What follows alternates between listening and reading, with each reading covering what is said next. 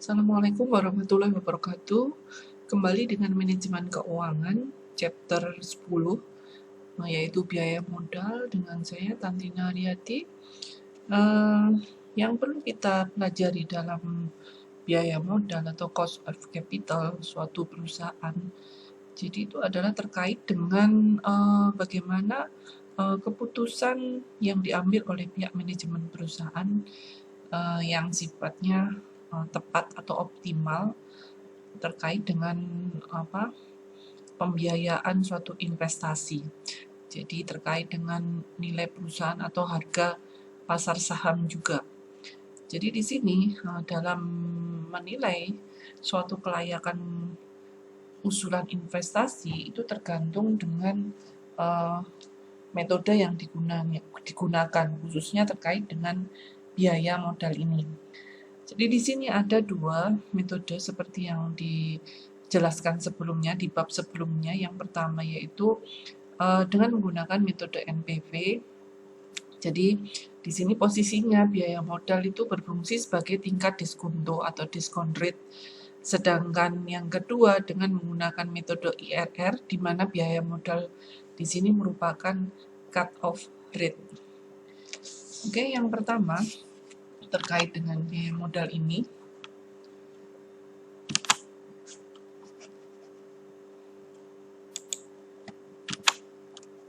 Jadi di sini terkait dengan pengertiannya dulu, pengertian biaya modal. Jadi di sini biaya modal merupakan tingkat pendapatan minimum yang disyaratkan pemilik modal dari sudut pandang perusahaan yang memperoleh dana. Jadi tingkat pendapatan yang disyaratkan ini merupakan biaya atas dana yang diperoleh perusahaan. Jadi di sini besar kecilnya suatu biaya modal itu tergantung dari sumber dana yang digunakan perusahaan untuk membiayai investasi. Jadi khususnya yang sifatnya jangka panjang. Ada beberapa pembiayaan yang bisa digunakan oleh perusahaan, misalnya dengan menggunakan modal saham biasa, terus kemudian menggunakan modal saham istimewa, kemudian modal utang, atau bisa menggunakan laba ditahan. Ada dua jenis hal yang terkait dengan kriteria biaya modal itu sendiri atau sumber dananya. Jadi yang pertama itu adalah terkait dengan komponen biaya modal itu sendiri. Yang kedua itu bisa menggunakan biaya modal rata-rata tertimbang atau weighted average cost of capital. Kita bahas yang pertama dulu, komponen cost of capital. Jadi di sini ada beberapa pendekatan yang bisa dilakukan untuk menggunakan komponen cost of capital. Jadi kita bisa menggunakan 4 pendekatan untuk hal ini. Yang pertama bisa menggunakan pendekatan saham biasa, kemudian bisa menggunakan utang, kemudian saham istimewa, maupun laba ditahan. Untuk yang pertama, terkait dengan biaya modal saham biasa. Jadi biaya modal saham biasa di sini sumbernya dari saham biasa. Saham biasa dengan lambangnya di sini KE ya. Jadi KE dan dihitung dengan menggunakan beberapa pendekatan yang bisa dilakukan. Jadi di sini untuk biaya modal saham biasa ini ada 3 pendekatan yang bisa digunakan. Yang pertama di sini menggunakan pendekatan investasi bebas risiko ditambah dengan premi risiko. Jadi di sini premi risiko itu ditentukan berdasarkan pertimbangan dari pihak manajemen yang mengambil keputusan. Jadi sifatnya subjektif. Rumusnya adalah KE sama dengan RF plus premi risiko. Kemudian yang kedua, kita bisa menggunakan pendekatan CAPM. Seperti yang sebelumnya, CAPM itu adalah Capital Asset Pricing Model. Di sini menggunakan pendekatan ini yaitu pendapatan yang diharapkan dari investasi saham itu ditentukan oleh pendapatan investasi bebas risiko dan premi pasar dengan rumus di sini untuk ya RF plus beta 1 ERM min RF. Jadi terkait dengan hal itu, untuk pendekatan CAPM ini juga bisa digunakan untuk perhitungan biaya modal saham biasa. Kemudian yang ketiga, itu terkait dengan pendekatan dividen saham yang diharapkan.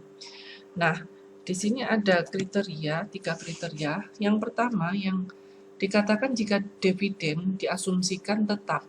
Jadi dividen itu diasumsikan tetap, maka penggunaan rumus yang dianjurkan adalah POD per KE. Jadi PO itu terkait dengan harga pasar pada periode waktu ke 0 atau sekarang yang dimaksud, kemudian D-nya itu adalah dividen yang diharapkan, dibagi dengan KE tingkat diskonto atau tingkat pendapatan yang diharapkan. Kemudian jika dividen yang diharapkan itu tumbuh dengan tingkat yang konstan, tetap atau sebesar G, maka rumus yang disarankan adalah P0 sama dengan D1 per KE min G atau D1 per PO plus G.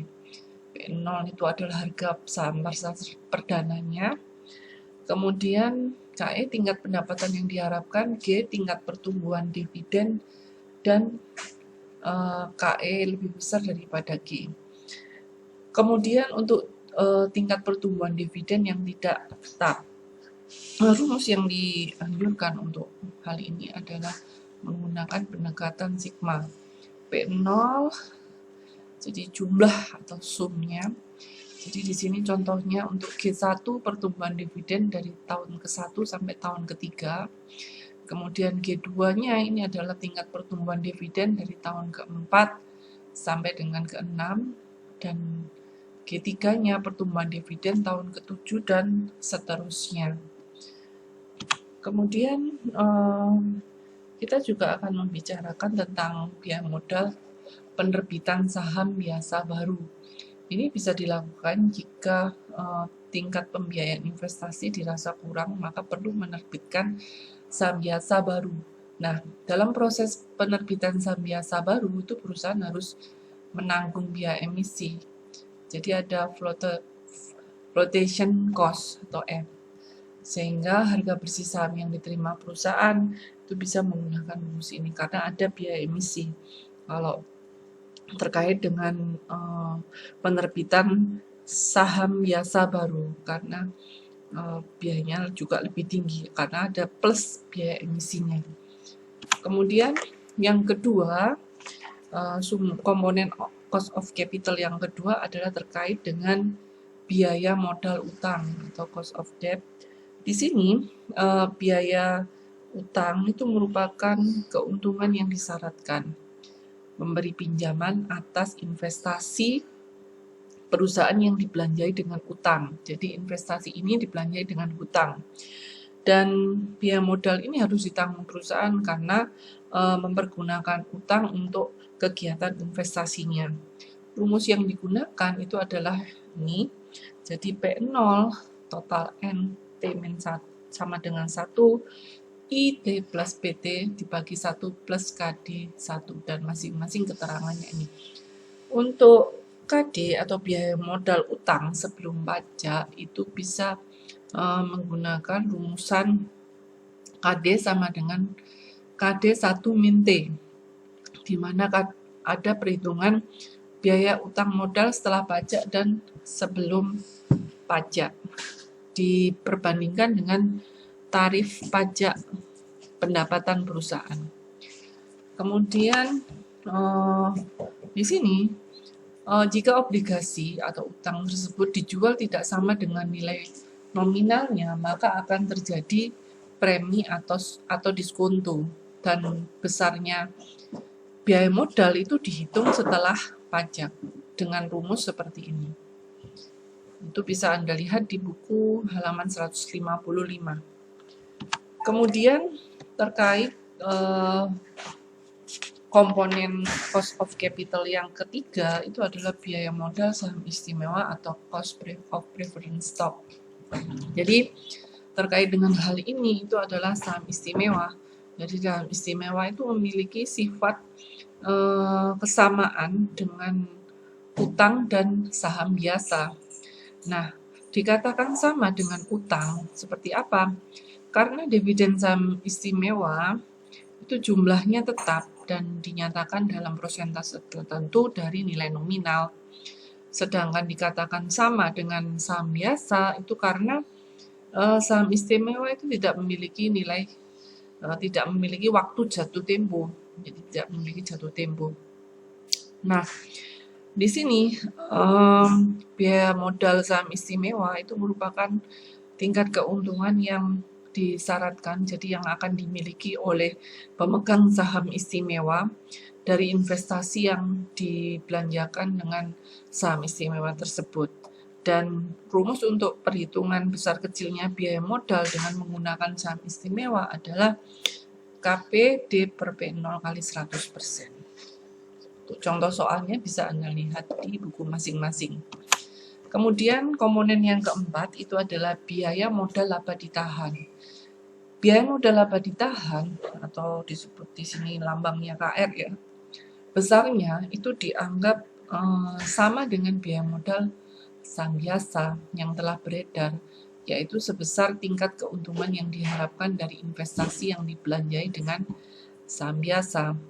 Perbedaannya itu hanya pada biaya emisi. Jadi kalau saham biasa itu ada biaya emisi, sedangkan kalau biaya modal laba ditahan itu tidak ada biaya emisi yang dikeluarkan oleh perusahaan. Jadi rumus yang digunakan untuk biaya modal laba ditahan itu adalah KR sama dengan D1 dibagi B0 kalikan G.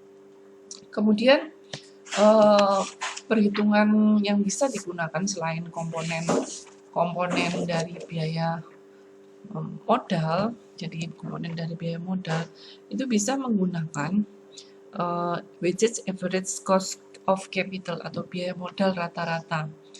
Biaya modal rata-rata di sini suatu investasi itu tidak hanya dibelanjai dengan satu sumber dana, tetapi ada beberapa sumber dana atau campuran, jadi kombinasi antara utang, saham istimewa, dan saham biasa. Nah, biasanya di sini kasus yang seperti ini menggunakan perhitungan biaya modal rata-rata tertimbang atau weighted average cost of capital atau WACC. Jadi menggunakan kombinasi dari komponen-komponen biaya modal tadi. Dengan menggunakan rumus yang bisa dipakai untuk WACC adalah total dari N, di sini jumlah jenis sumber dana dalam struktur modal, kemudian I-nya itu menunjukkan jenis sumber dana dalam struktur modalnya, kemudian W proporsi sumber dana I dalam struktur modal dan komponennya. Terkait dengan hal itu, maka di sini ada istilahnya marginal cost of capital. Jadi perusahaan itu biasanya menentukan struktur modal yang optimal terkait dengan pembiayaan investasinya. Ini salah satu contohnya adalah misalnya 30% dari utang, 10% dari saham preferen, 60% dari saham biasa.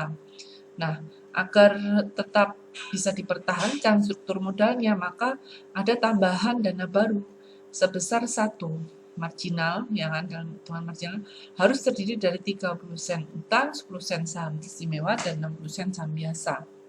Nah, jika komponen cost of capital-nya tetap, maka biaya modal rata-rata tertimbangnya juga akan tetap sama. Kemudian terkait dengan besarnya biaya modal rata-rata tertimbang itu tidak akan bisa tetap dipertahankan jika dana perusahaan dalam satu periode tertentu itu juga semakin besar, karena otomatis komponen cost of capital-nya juga akan mengalami peningkatan sesuai dengan hukum permintaan dan penawaran. Nah, permasalahannya kapan terjadi perubahan WACC? Kita lihat contohnya. Jadi anggap perusahaan itu merencanakan investasi sebesar 100 juta. Kebutuhan dana tersebut akan dibiayai utang 30%, saham istimewa 10%, dan modal sendiri 60%. Modal sendiri dapat dipenuhi dari 2 sumber, yaitu laba ditahan dan penerbitan saham biasa baru. Biaya utang setelah pajak 6%, kemudian saham istimewa 10%, dan laba ditahan 15%. jika modal dipenuhi sendiri, nah ini kalau dipenuhi dari sumbernya dari laba ditahan, maka rumus yang digunakan WACC sama dengan 0,3 dikalikan 6%, 0,1 dikalikan 10%, ya kan? 0,6, 60% ya kan, kalikan 15%, maka totalnya adalah 11,8%. Nah, ketika terjadi ada peningkatan, jadi jika laba ditahan itu tidak cukup untuk memenuhi kebutuhan dana modal sendiri, maka perusahaan itu perlu melakukan penambahan modal. Untuk itu, perusahaan menerbitkan saham baru dengan biaya misalnya di sini 16%. Nah, dengan adanya penerbitan saham baru sebesar 16% biayanya, maka WACC-nya akan berubah. Jadi terkait dengan poin yang 0,6 kali 16%. Jadi peningkatan WACC itu menjadi 11,8% menjadi 12,4%. Nah, yang menjadi permasalahan berapa jumlah dana baru yang dapat diperoleh perusahaan sebelum melebihi laba ditahan yang dimiliki perusahaan dan memaksa perusahaan untuk menerbitkan saham biasa baru. Oke, contoh di sini. Anggap perusahaan itu memperoleh laba sebesar 20 juta dan perusahaan menetapkan kebijakan membayar dividen sebesar 40% atau 8 juta dan laba ditahan sebesar 60% atau 12 juta. Berapa jumlah dana baru yang terdiri dari utang, saham istimewa, dan laba ditahan 12 juta yang bisa diperoleh sebelum laba ditahan itu terlampaui dan memaksa perusahaan itu menerbitkan saham biasa baru. Jadi sebelum terjadinya penerbitan saham baru. Nah, di sini kalau jumlah saham baru sebesar rupiah X dan 0,6 yang seperti jumlah prediksi laba ditahan dengan rupiah X, maka laba ditahan sama dengan 12 juta, maka X dapat dihitung dengan seperti apa? Dengan menghitung X-nya adalah return earning laba ditahan dibagi dengan equity fraction-nya. 12 juta dibagi dengan 0,6, maka nilai X-nya adalah 20 juta. Jadi, total dana yang diperoleh perusahaan sebelum terjadi peningkatan WACC adalah sebesar 20 juta. Terdiri dari apa saja? Utang barunya itu 6 juta, ya kan, saham istimewanya 2 juta, dan laba ditahannya 12 juta, sehingga totalnya 20 juta. Nah, jika kebutuhan dananya perusahaan itu lebih besar daripada 20 juta ini, maka 60%-nya itu harus berupa modal sendiri. Jadi kalau sudah lebih dari 20 juta, maka investasi itu harus dibiayai sendiri. Diperoleh dari mana? Diperoleh dari contohnya tadi dengan penerbitan saham baru dengan biaya modal sebesar 16%, sehingga WACC-nya akan meningkat menjadi 12,4%. Kemudian terkait dengan marginal cost of capital schedule ini ya. Ini adalah grafiknya, jadi terkait dengan WACC kondisi yang pertama dan WACC kondisi yang kedua. Jadi ini adalah pergerakan bagaimana perusahaan itu menggunakan peruntukan biaya modal. Ada batasnya. Kalau melebihi dari 20 juta, ini adalah misalnya melebihi dari nilai dari yang diharapkan, nilai yang sekat. Jadi di sini contohnya tadi kan batasannya 20 juta. Di poin laba ditahan, jumlah laba ditahannya adalah 12 juta. Maka kalau melebihi ini, maka dia memerlukan penerbitan saham baru, sehingga ada peningkatan jumlah WACC sebesar 12,4%. Kemudian terkait dengan kombinasi antara MCC, Marginal Cost of Capital, dan Investment Opportunity Set terkait dengan menentukan penganggaran modal. Nah, di sini dalam mengevaluasi suatu proyek yang sifatnya independen untuk menentukan proyek mana saja yang dilaksanakan, maka beberapa alternatif itu disusun berdasarkan kriteria. Jadi bisa menggunakan, contohnya menggunakan IRR. Jadi membandingkan cost capitalnya.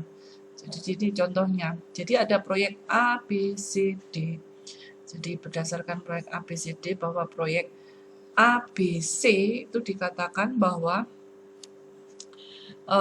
memenuhi kriteria, karena di sini nilai IRR-nya itu lebih besar dibandingkan dengan WACC-nya. Jadi sementara proyek D itu dianggap tidak layak dilaksanakan dengan dilaksanakan untuk dilanjutkan atau tidak layak proyeknya, maka karena apa? Karena nilai WACC-nya itu lebih kecil daripada nilai WACC-nya. Jadi nilai IRR-nya itu lebih kecil daripada WACC-nya. Patokannya adalah untuk WACC nilainya adalah 11,8. Jadi nilai proyek D itu dianggap kecil karena di bawah dari nilai WACC proyek prediksi yang pertama sebelum ada penambahan saham baru, yaitu 11,8. D 11,2, berarti tidak memenuhi kriteria. Berdasarkan dengan kondisi tersebut, maka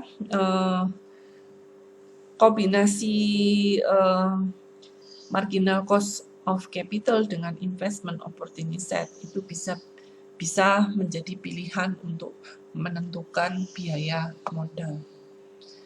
Oke, untuk penjelasan materi terkait dengan biaya modal cukup sekian, semoga bermanfaat. Wassalamualaikum warahmatullahi wabarakatuh.